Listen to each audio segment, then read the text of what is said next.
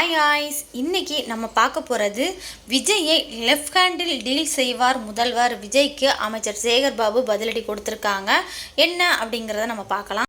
பரந்தூர் விமான நிலையத்துக்கு எதிராக பண்ணக்கூடிய மக்களை தமிழக முதலமைச்சர் சந்திக்கணும், இல்லைன்னா நான் தலைமைச் செயலை நோக்கி அந்த மக்களை நோக்கி கொண்டு வந்து தாவேகா தலைவர் விமர்சனம் வச்சிருக்கேன்.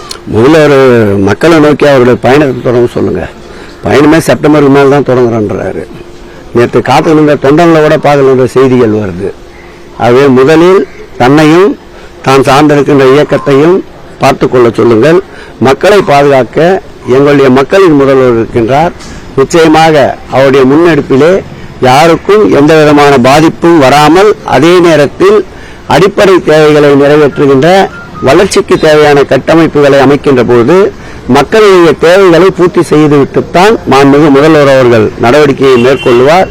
எடுத்தேன் கவித்தேன் என்பது போல் கடந்த காலங்களைப் போல் எங்கள் முதல்வர் மக்களை பாதிப்புக்குள்ளாக்கி ஒரு திட்டத்தை கொண்டு வருவதற்கு நிச்சயமாக முற்பட மாட்டார். ஆகவே அவருடைய தேவையில்லாத முதல்வரை சந்திப்பேன், இந்த அறைகோல் எல்லாம் அறையில் இருந்து கொண்டுதான் விட்டுக் கொண்டிருக்கின்றார். எந்த சூழலையும் முதலமைச்சர் எளிதாக கையாண்டு விட்டு செல்வார். லெப்ட் ஹேண்ட் என்று சொல்லுவார்கள் ஆங்கிலத்திலே ஒரு வரி, அதுபோல் லெப்ட் ஹேண்டில் டீல் செய்வார். இந்து கோயில் கட்டுப்பாட்டு இருக்கக்கூடிய கோயில் தான் இந்த மடப்புறத்தில் அஜித்குமார் இறந்திருக்காரு. அது அங்கேயே விசாரிச்சிருக்காங்க. எந்த அடிப்படையில் எஸ்ஓசியும் அங்கே நடந்திருக்குது.